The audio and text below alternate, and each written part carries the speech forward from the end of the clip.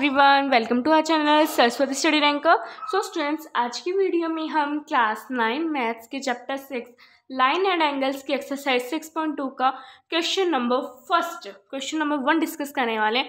तो चलिए students start करते हैं। बहुत ज़्यादा इजी है, आपको इसके लिए बस कुछ पैरेलल लाइन वाले एंगल्स का पता होना चाहिए, बाकी ये बहुत ईजी है। ठीक है, तो क्वेश्चन रीड करते हैं। फिगर में हमें दिया हुआ है कि ए बी है वो पैरेलल है सी डी के, उसी तरह से जो सी डी है वो पैरेलल है ई एफ के। सो स्टूडेंट्स, हमें क्या है, इनका रेशियो भी दिया हुआ है, एंगल वाई और जेड का हमें रेशियो भी दिया हुआ है। So students, we just have to find angle x. Okay students, तो चलिए स्टूडेंट्स स्टार्ट करते हैं सॉल्यूशन से। तो starting with the solution students, हमें थोड़ा सा पहले देखो, मैं एंगल्स को कुछ नंबरिंग दे देती हूँ ताकि इजी हो जाए। ठीक है, सबसे पहले देखो, इस एंगल को मैं नेम दे रही हूँ एंगल 1। ठीक है, कोई प्रॉब्लम नहीं। ठीक है, आगे देखते हैं स्टूडेंट्स, हमें गिवन क्या क्या है।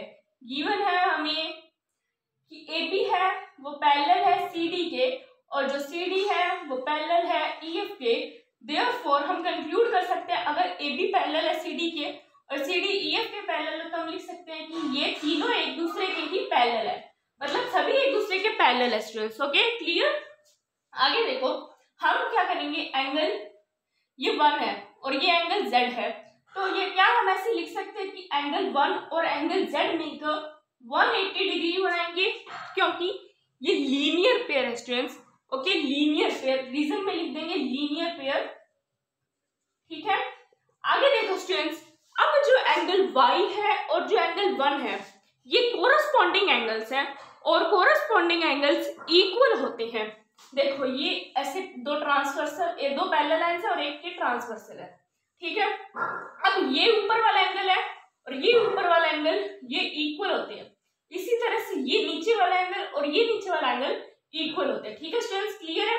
देखो स्टूडेंट्स, इसीलिए मैं लिख सकती हूँ angle y is equals to angle 1। ठीक है, अब अगर y है वो एंगल 1 के इक्वल है, तो मैं यहाँ पर ऐसे सोच सकती हूँ कि यहाँ पर y होगा, है ना।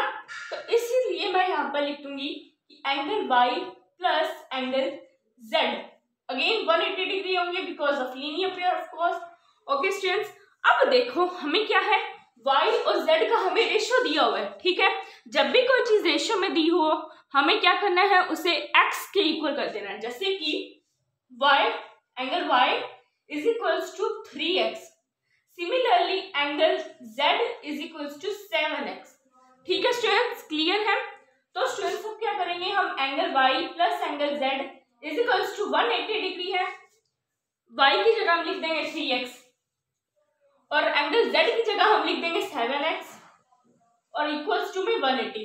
कोई डाउट नहीं। ठीक है, ये 10x हो गया, ये 180 हो गया। x इधर रहने देंगे, यहाँ पे मल्टीप्लाई में इधर आके डिवाइड हो जाएगा, 0 से 0 कट गया, x की वैल्यू आ गई हमारे पास 18 डिग्री। ठीक है स्टूडेंट्स, 18 आ गई। अब y में अगर हम x की वैल्यू पुट कर देंगे तो हमारे पास y आ जाएगा, फिर z आ जाएगा। चलिए स्टूडेंट्स जल्दी से कर लेते हैं। Angle y is equals to 3x, angle y हो जाएगा 3 इंटू में 18। 3 देखो 18 को 3 से मल्टीप्लाई करते हैं अगर हम 24, ये 54 आ जाता है। ठीक है स्टूडेंट्स, ये आ गया 54 डिग्री। उसी तरह से हम एंगल z भी फाइंड कर लेते हैं, जो कि 7x है। 7 इंटू में 18, ये हो जाएगा 18 7, ये हो जाएगा 56 5 12, ये हो जाएगा 126। ठीक है स्टूडेंट्स, क्लियर हुआ। अब देखो स्टूडेंट्स, अगर हम देखें एंगल x और एंगल y को, तो ये क्या है, ये को इंटीरियर एंगल्स है, मतलब कि ये ट्रांसवर्सल की सेम साइड पर है, तो इन्हें हम कहते हैं को इंटीरियर एंगल्स, और इनका सम हमेशा 180 होता है। ठीक है स्टूडेंट्स, आगे देखते हैं हम, angle x plus angle y equal होगा 180 डिग्री। रीजन लिख देना, को इंटीरियर एंगल्स। ओके, को इंटीरियर एंगल्स। एंगल x हमें पता नहीं है, एंगल y हमें पता है स्टूडेंट्स। ठीक है स्टूडेंट्स, एंगल x हमें नहीं पता, एंगल y हमें पता है, ये है 54 डिग्री।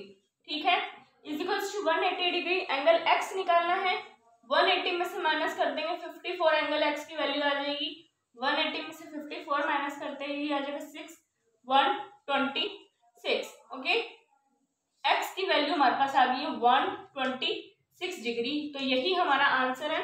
बहुत इजी था स्टूडेंट्स, फिर भी अगर आपको कोई डाउट है तो आप मुझे कमेंट सेक्शन में पूछ सकते हैं। आज की वीडियो के लिए बस इतना ही। Thanks for watching.